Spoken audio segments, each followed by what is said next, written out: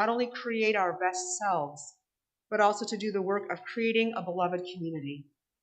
We come together as individuals, much like individual pieces of glass or pottery that are different shapes, sizes, and colors, all of which are broken with imperfect, jagged edges, but always beautiful. We come together to join in interlocking webs of compassion, justice, and hope, becoming together more than we are alone.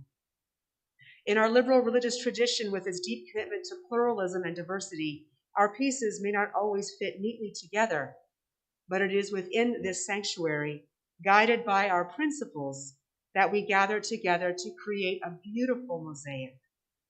May the brokenness and beauty we find in each other create peace and unity in this space and fill our hearts with love as we create worship together. So I welcome those of you who are here in this sanctuary, those of you who are joining us online. If you're visiting us for the first time, a very special welcome to you. I hope that your time with us is rich and meaningful and that we will see you again.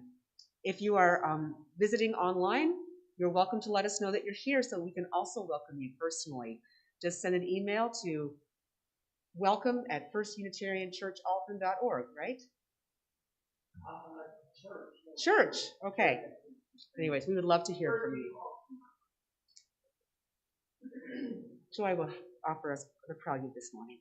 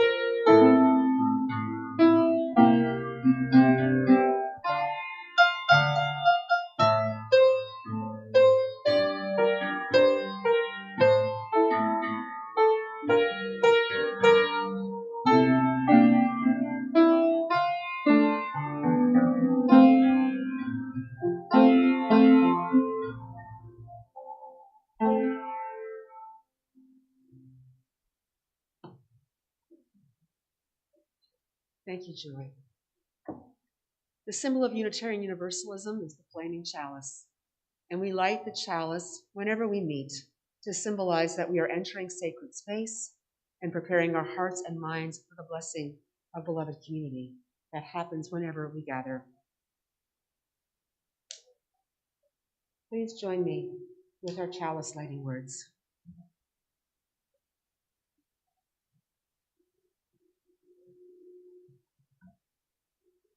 For every time we make a mistake and we decide to start again, we light this chalice. For every time we are lonely and we let someone be our friend, we light this chalice. For every time we are disappointed and we choose hope, we light this chalice. Our opening words are "The Gift" by Mary Oliver. Be still, my soul, and steadfast. Earth and heaven both are still watching, though time is draining from the clock, and your walk that was confident and quick has become slow. So be slow if you must, but let the heart play its true part. Love still as once you loved, deeply and without patience. Let God and the world know you are grateful, that the gift has been given. Please rise in body or spirit for our opening hymn, number 298.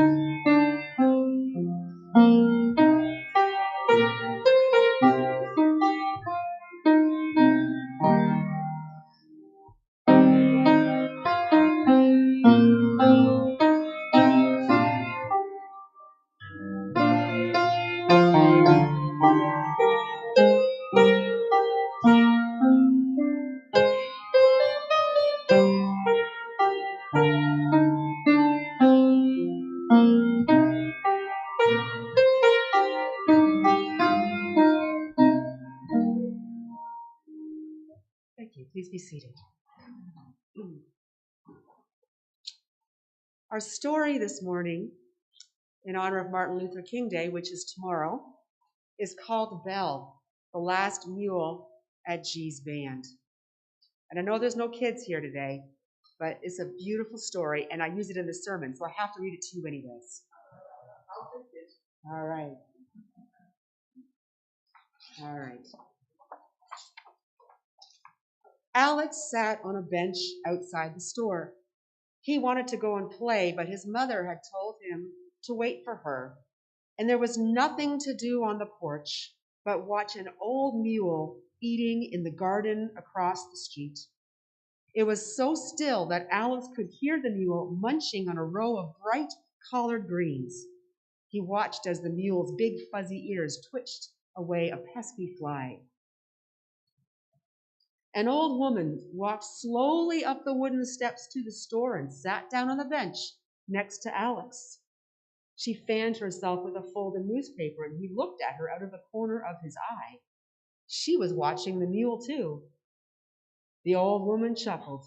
"Myself, I like my collards cooked with some ham and spiced with vinegar," she said. "I was just thinking how that old mule sure can eat collards," said the woman. "Is it allowed to?" I asked. Eat in someone's garden like that?" "Old Belle, she can have all the collards she wants. She has earned it. I let her loose, you see, and that's my garden. I thought I'd just sit in the shade and rest a bit before I shooed her out."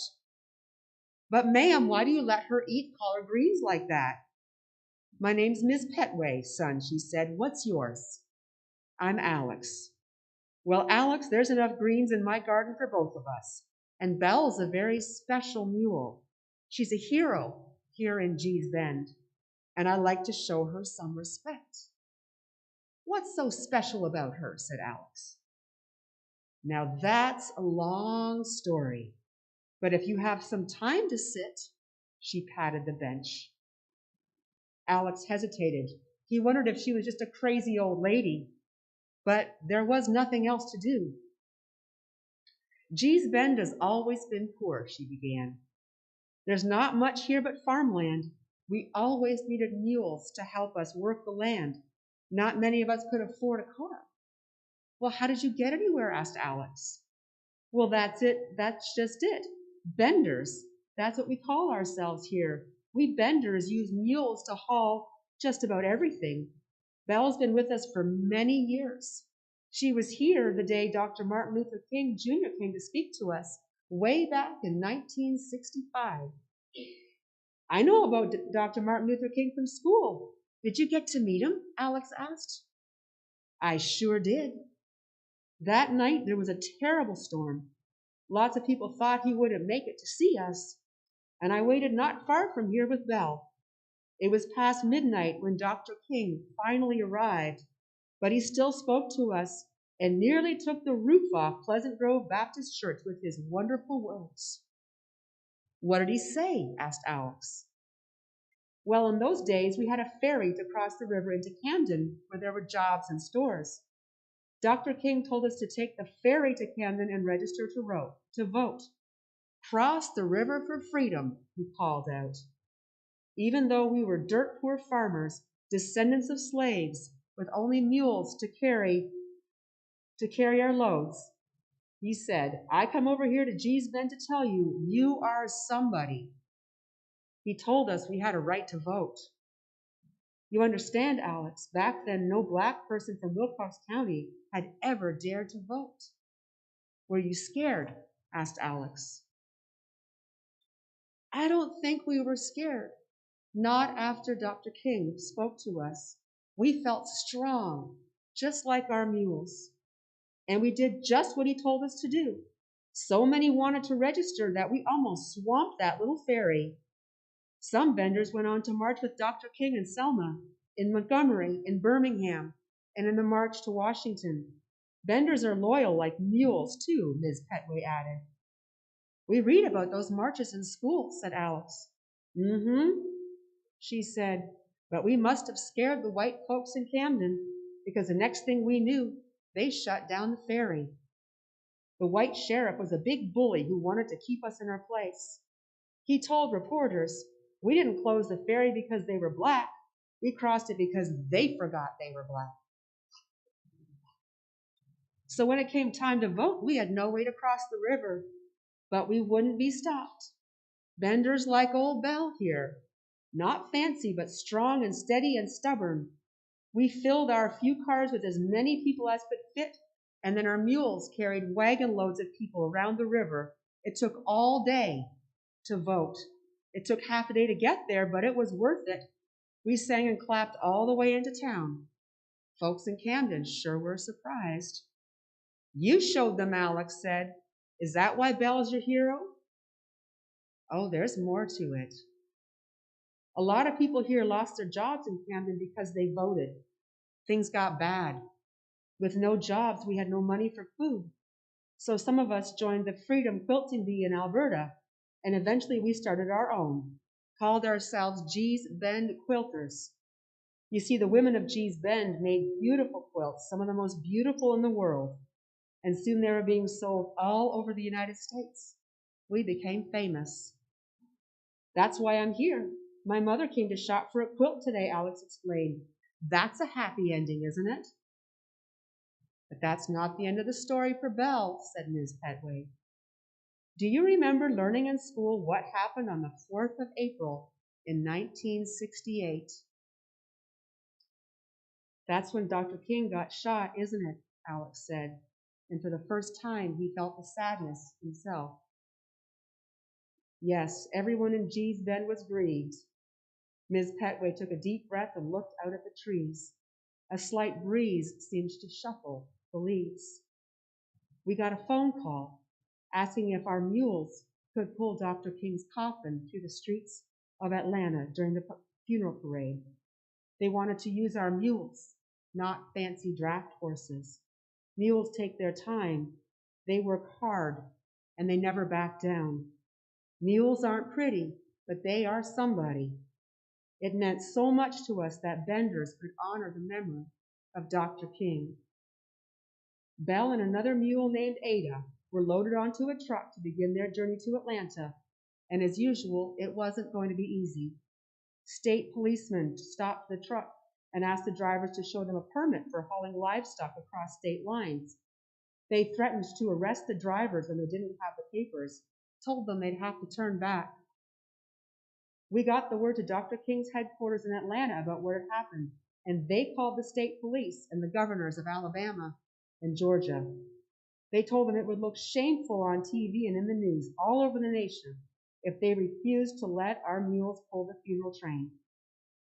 After that, the troopers escorted our Belle and Ada right into Atlanta.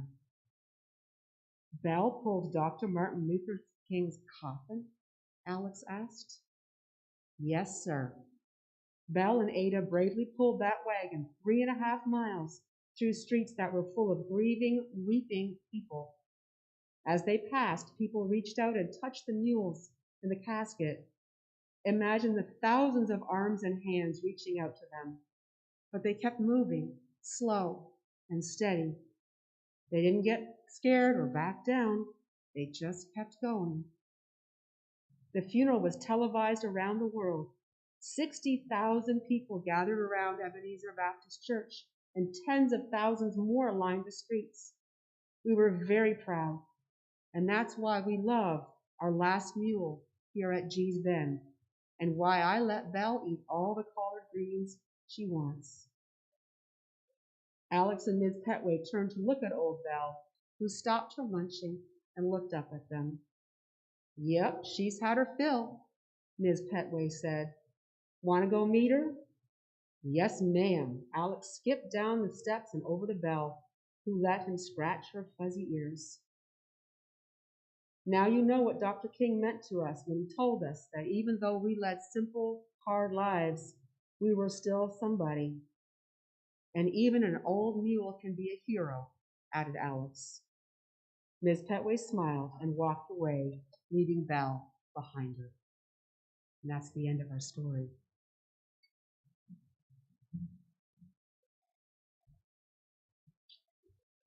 We are a caring community. where we share the joys which lift up our hearts and the sorrows which bring us pain. As part of our worship service, we take time for the expression of our joys, concerns, and sorrows. There are stones at the back and here in front. When the music begins, you are invited to come forward as you wish. Take a stone to represent whatever is in your heart or thoughts, and place it in the bowl of water, which symbolizes this beloved community. If you're watching from home, you're welcome to place a stone in water as well. Let's begin.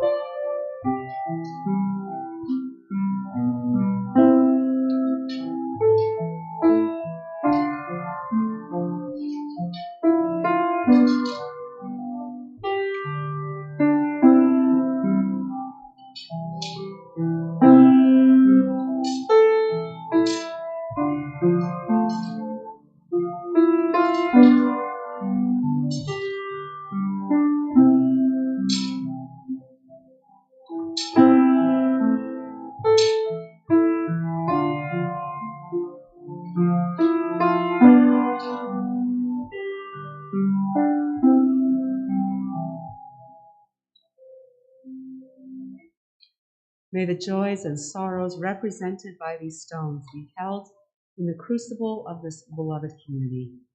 And may we know that we are never alone. I'll invite Wayne Pollich to come forward and offer our reading this morning.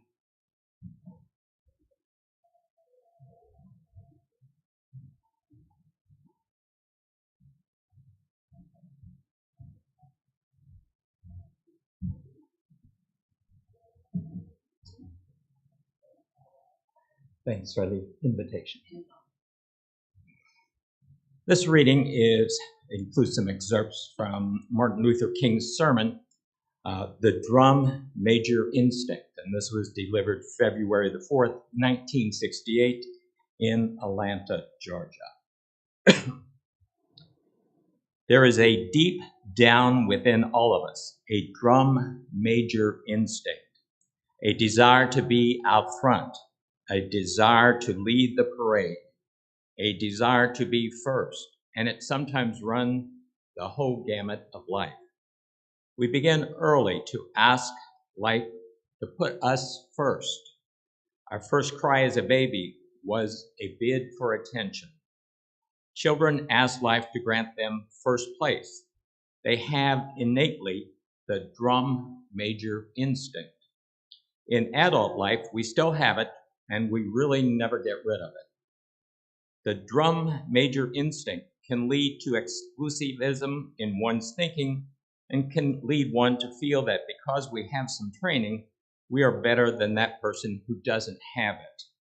Or because we have some economic security, that we are a little bit better than that person who doesn't have it. And that's the uncontrolled, perverted use of this thing called the major drum instinct. Now, the other thing is that it leads to tragic racism.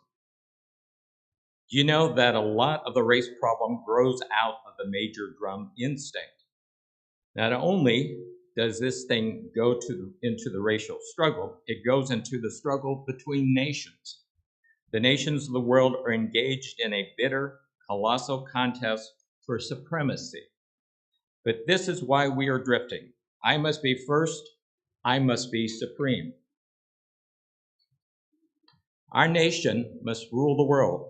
I am sad to say that the nation in which we live is the supreme culprit. And I'm going to continue to say it to America because I love this country too much to see it drift in that direction. We need a new norm of greatness. If you want to be important, wonderful. If you want to be recognized, wonderful. If you want to be great, wonderful.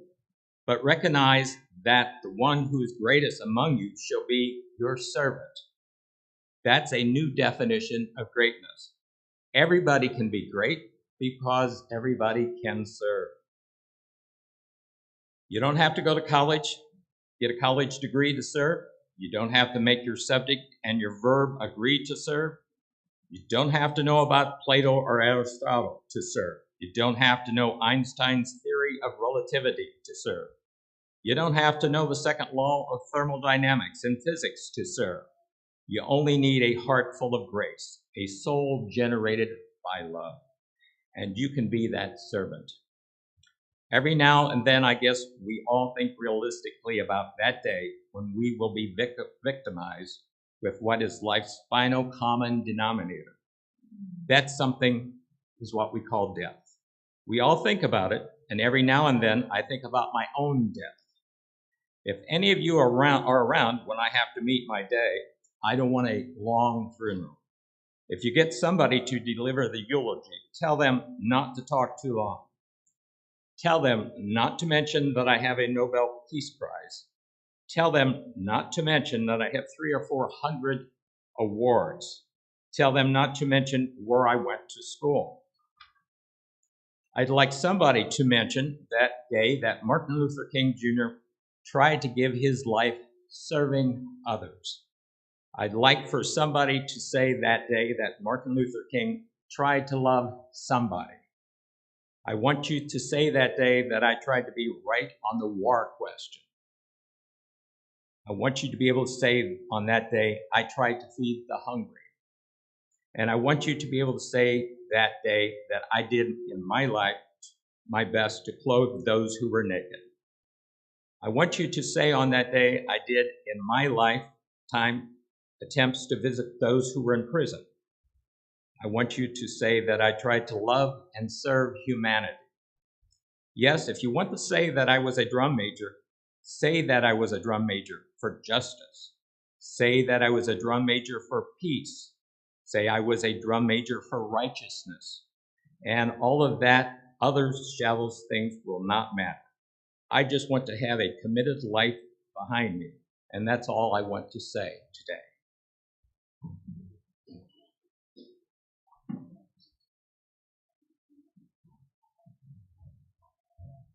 Thank you, Wayne.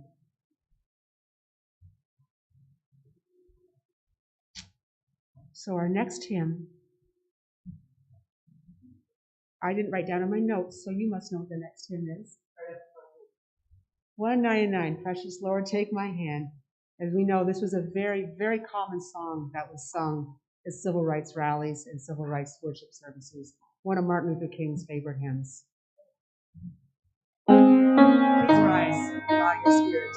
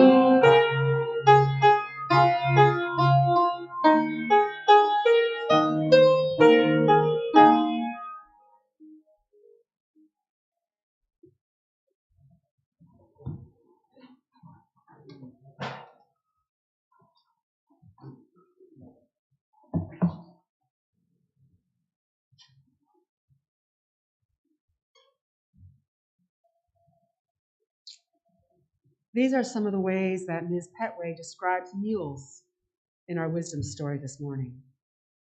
Mules take their time. They work hard. They never back down. Mules are slow and strong.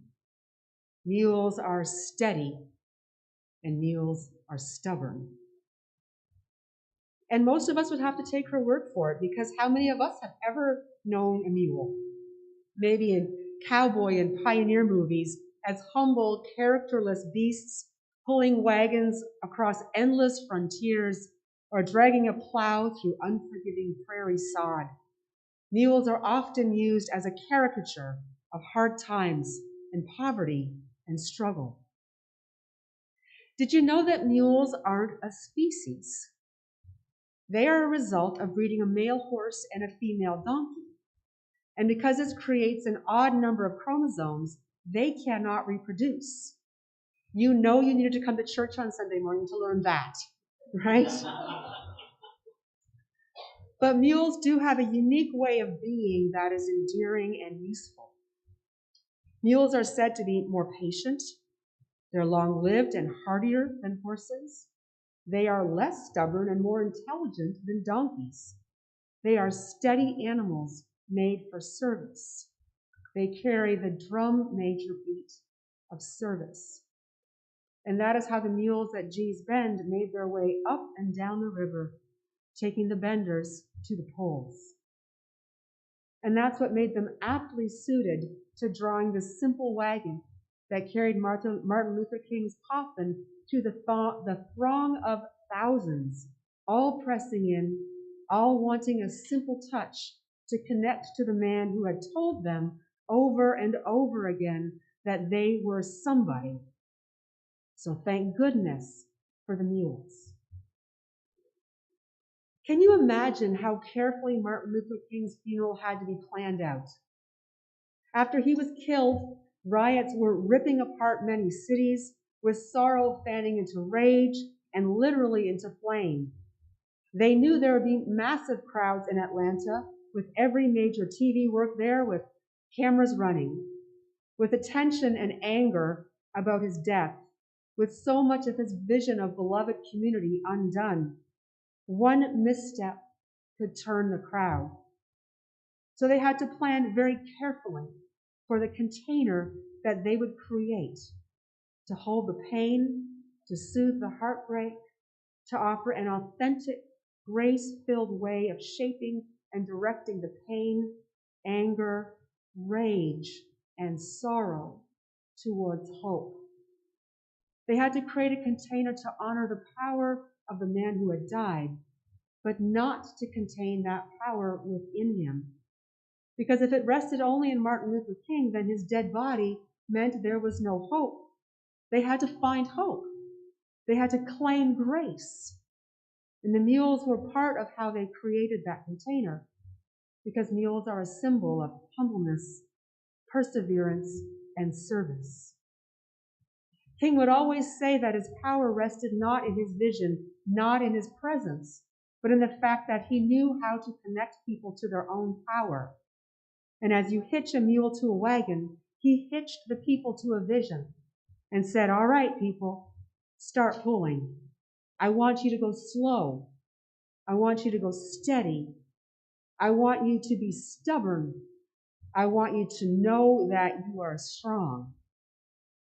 And in his message, he offered a path of grace to so many who were beleaguered by the reality of living in the stain of racism that has plagued this country since its earliest moments and from which we are not yet free. Today we're exploring grace. There are different kinds of grace. One is a personal grace, those moments in our lives when something breaks through and we're connected with the deep well of life itself, a sense of connection and wonder, perhaps even reverence, and something in us has changed. How do we as individuals create in ourselves the capacity to be able to perceive, welcome, and be transformed by grace that is always before us and always in us? And how can then we bestow that grace back into the world so that the transformation keeps going. Today, we're exploring grace as a communal expression of radical interconnection that we can receive together and offer together. So let's go back to Martin Luther King's funeral, the funeral he referenced in that sermon on the drum major instinct. The challenge of that funeral was to give voice to the reality that the very sin that Martin Luther King had dedicated his whole life to bringing down, the sin of racism, had killed him. And he always knew that was a possibility. He could no longer walk the streets alone. He could never be unguarded. He was always watched. And there was always someone listening, always someone close by. The pain of racism energized his ministry, and it also killed him. King worked tirelessly to try and create a container within which the American people in all its diversity could bestow upon each other the grace of freedom, while he himself had to be contained in smaller and smaller circles to keep himself safe. And the container he created was non-violent, passive resistance with the goal of racial integration. And when he died, the fear was that the container he had offered to both hold and create his vision of beloved community would not be strong enough to withstand the strain of the grief, anger, and hopelessness. And there are some who would say that it wasn't because of the riots that erupted after he died, and also all the work that has been done since then to undo the work done by the civil rights movement. But I'm not convinced that the facts of the riot, nor what has happened since, was enough to undo King's vision. If you look at the funeral parade, there was singing, there was weeping, and there was also so much silence, this reverential silence, as the mules slowly made their way through the city. The sorrow was laced with grace, as the sheer number of people who gathered created shared glimmers of hope that not all was lost. And I wonder about the containers that we have today to hold our collective anger, grief, and frustration, because we are also in hard times. We are also in often demoralizing times. Our cities aren't going up in flames, but it feels like many of our core values might be. The fabric of democracy that was so imperfectly stitched back together after the Civil War, which became even more imperfect with Jim Crow laws that legalized segregation, that inched back towards a framework of justice through the civil rights movement of the 1960s, and then lost ground through mass incarceration, is being stretched once again with election denialism and voter suppression. And it feels fragile and compromised. Our government is paralyzed in a standoff between competing values. So how patient are we supposed to be? How steady are we supposed to be? How much patience are we supposed to actually have for everything that we are seeing happening? And what container could possibly hold our frustration and our disappointment so that we don't simply lash out and create more harm than has already been done? How do we stay in a place of grace where we don't lose sight of the beauty of life and the power of the human spirit when faced with so much that is wrong in our time? And I think about those mules, slow, steady, stubborn, and strong.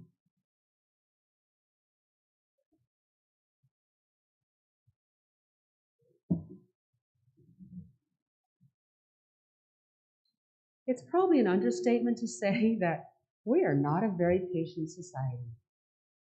We've been socialized into an ethic of immediate gratification, trained to see discomfort as a sign that something is very wrong and needs an immediate response. We have 24/7 cable news manufacturing fear and urgency to keep us from scrolling the channels or surfing the web. And in this manufactured urgency, all kinds of walls are being built that keep us from touching the grace that is possible in every moment. The kind of grace that helps us to slow down and hitch ourselves back up to the wagon that carries the coffin of our losses through a crowd that is barely consolable, yet yearning to recover its power, not despite the tremendous loss, but through it. Several years ago, shortly after the election of the former president, I don't know if you remember, there was this video of an Omaha elder being taunted by schoolboys in Washington, D.C. It was on the weekend of the anniversary of Roe versus Wade, which is coming up next week.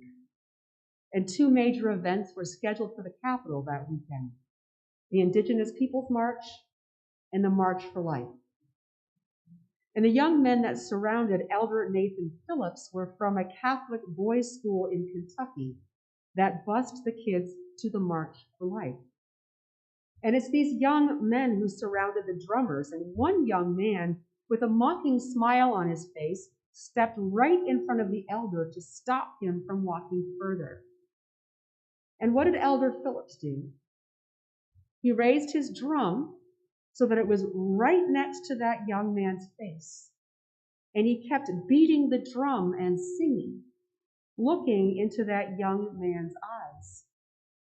And after it was over, the elder wept while he shared how afraid he was for himself and the group that drummed with him, and how wounded he was by the explicit racism of these young people. But he let none of that fear show in the moment. Instead, he channeled the spirits of the ancestors, and he sang in the hopes that his song would pierce the hatred in the hearts of those boys. And I think there's something for us to learn from this in how we create a collective giving and receiving of grace. You keep singing. You raise your drum. You hitch up the mule. You cry when it's safe to cry. You grieve when it's time to grieve. You shake in anger because there is a sacredness and energy in anger. If you're feeling moments of hopelessness, share this with someone so that the hopelessness doesn't isolate you and gain power. Laugh whenever you can. And when you are feeling powerless, remember Martin Luther King's words. If you have a grace-filled heart, if you have a heart full of love, then you can serve. And if you can serve, you have power. So on this Martin Luther King weekend, let us remember the blessing of grace. If you have a grace-filled heart, if you have a heart full of love, then you can serve. And if you can serve, you have power. Amen and blessed be. Our closing hymn is number 205. Please rise in body and spirit.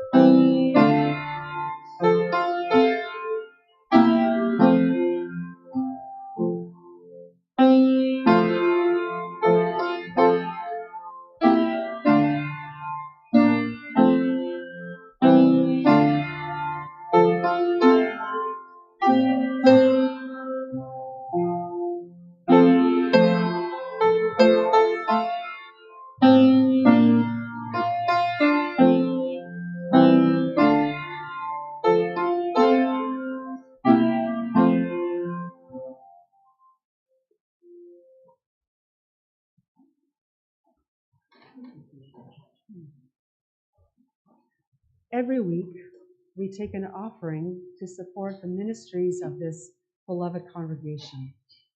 And I would like to thank everyone here who is a member or friend for your continued and sustained support of this congregation. It is part of what is allowing us to embark on this time of transition, to invest in our future, and know that you are deeply appreciated for the blessings of your gift of generosity and abundance. And so today we will also be sharing some of that abundance with this congregation. Let us take the offering.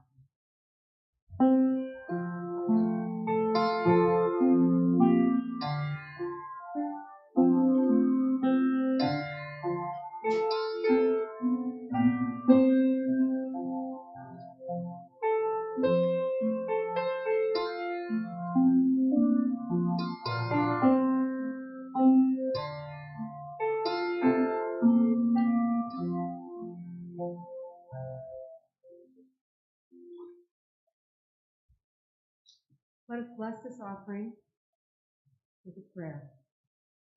May this offering equip us to inspire love and seek justice.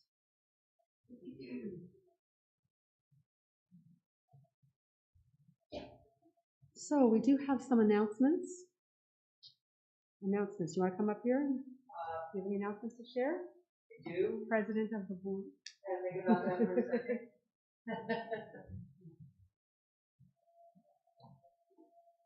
So we're going to have to, we're still waiting to hear, I know Paula met with Susie from First Presbyterian about whether or not we can move our fourth Saturday distributions to First Pres for the personal care items. So we're waiting to hear about that and what that plan will look like.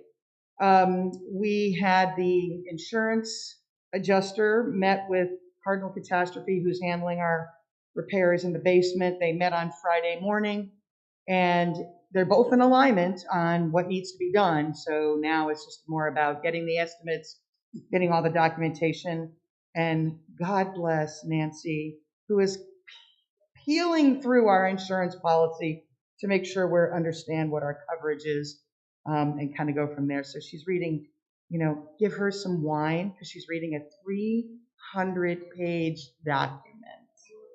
We love Nancy. Thank you.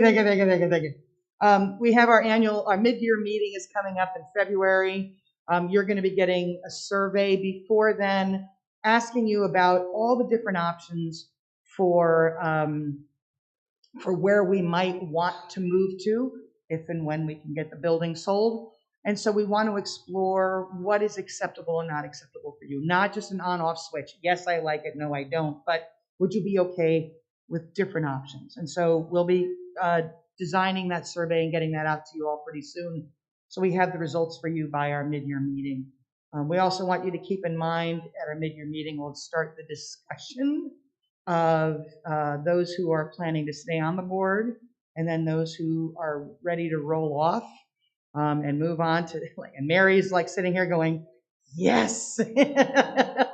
Mary has been doing this for a while. Mary needs a break. So anyway, that's kind of what's going on. So we need some volunteers who are willing to come in and serve on the board. And we meet virtually. It's, we're doing okay. I can't think of, is there anything else that I need to, you need to know, that I need to tell you? I think we're good. Okay, we're good. Thank you. So next Sunday is a bit different. Next Sunday, although I'm at Elliott, we are worshiping together. Elliott is the other congregation I serve, for those of you who are unaware. It's the 50th anniversary of Roe versus Wade. And there's some important things coming down the pike in Missouri which bans abortion. There's no abortion except for the life of the mother, and even that has been compromised. So we're worshiping together. We're going to broadcast the Elliott service here. So you'll still come here. We'll be together. You'll be together because I'll be at Elliott. We'll worship together, and then you'll have fellowship time together as you always would. So next Sunday is a shared service with Elliott Chapel. And then the final announcement is that we are having a talent show night. Yes. We're having some fun. On Friday, February the 24th, is a Friday night at 6:30. We're going to have a talent show night right here, emceed by yours truly. And it's just going to be so much fun. So there's a sign-up sheet for acts, and no act is too mediocre to be in the talent show. All right, this is the best and the worst of us gets to be on display and just having a lot of fun. And also, if you're watching online, if you would like to participate, we're going to find a way so that everybody can be part of this talent show, whether you're able to be in our building or not, because it's very important that this be as inclusive as possible. So sign-up sheets over there, and we'll take it from there. I can't wait to see what you all come up with. Just gotta say. So. All right. You might regret that. And then also, I'm sorry that I wasn't able to come to the coffee hangout on Thursday at Post Commons. However, there is another one scheduled in Edwardsville. So the week after next, and I will be there at the Sacred Grounds. So the 4 o'clock on the Thursday, right? So I look forward to seeing you there. And I think that's it for the announcements. So let's do our chalice extinguishing. The light, please join me. The light of truth and meaning cannot be put out. We are the keepers of this flame until we meet again. Go in peace. Thank you for being here.